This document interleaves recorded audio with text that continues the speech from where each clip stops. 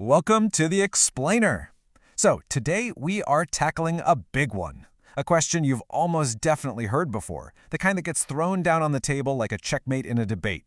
It sounds so powerful, so direct. But what if the question itself is, well, what if it's built on some shaky ground? Right, let's dive into this. That confidence, it usually comes from this belief that you've found a huge fatal flaw in the whole scientific worldview. But here's what's so interesting. When you start to unpack this question, it actually reveals some really common and fascinating misunderstandings about both science and logic. Yeah, it sounds like a simple question, but it's anything but. It is absolutely loaded with hidden assumptions that we kind of need to take apart piece by piece. So that's what we're going to do. And we're going to start with the most famous misunderstanding of all, one that's baked right into the wording of the question itself. Okay, right off the bat, the biggest problem is that one little word, explosion. It gives you this really vivid picture in your head, doesn't it? But it's a completely misleading metaphor for what the Big Bang Theory actually describes.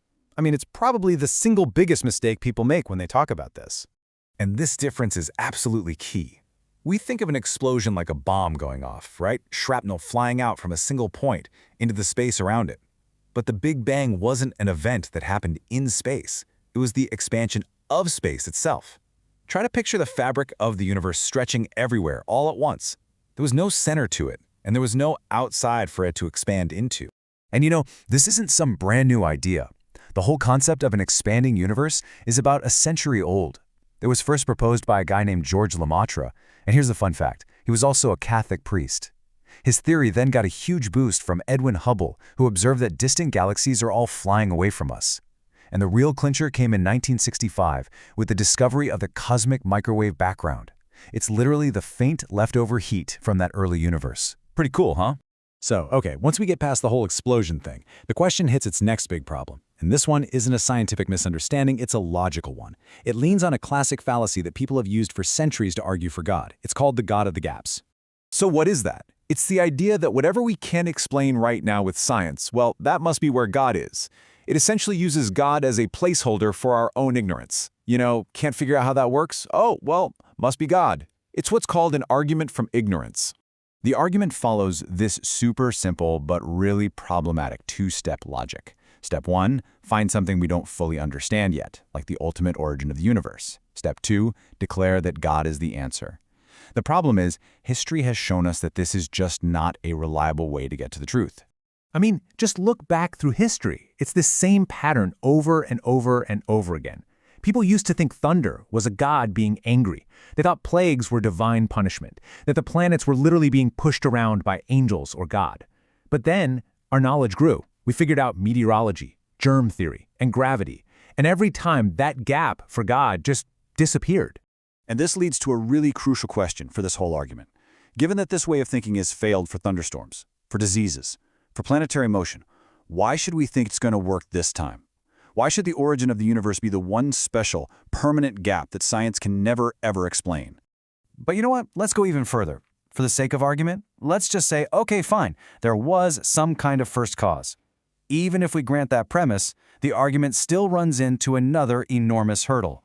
Because taking a leap from a vague, philosophical idea of a first cause all the way to a specific personal God from one particular religion, well, that's a massive jump. There is absolutely nothing in cosmology or physics that points specifically to the God of the Bible or the Quran or any other sacred text. Think about it. Modern physics is exploring all sorts of wild possibilities. What if the cause was just a random quantum fluctuation? Or maybe an interaction between two universes in a multiverse, or just some impersonal natural law that we haven't discovered yet. None of those options require a conscious, thinking being. And this is where you see this huge disconnect. The universe science describes is vast, ancient, and seems to run on these cold, impersonal laws.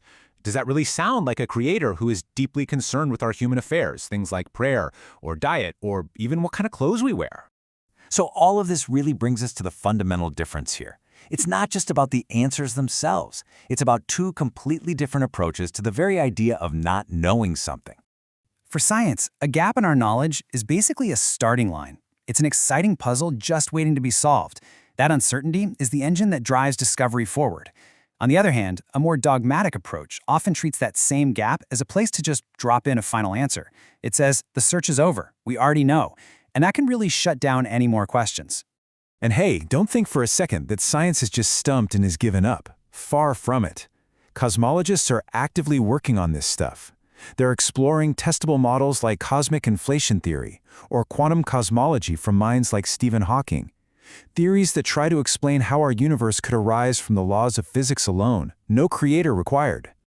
So this brings us to a really important point. Saying we don't know the ultimate origin yet is just an honest statement about where we currently are. It is not the same thing as saying, therefore, God did it.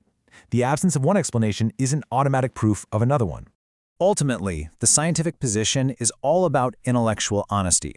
It's about being humble enough to admit the limits of our knowledge in the face of this incredibly complex universe. You know, to say, I don't know when you don't have the evidence, that's a strength, not a weakness.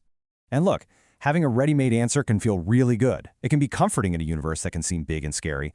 But we always have to remember that just because an answer makes us feel comfortable, that doesn't make it true.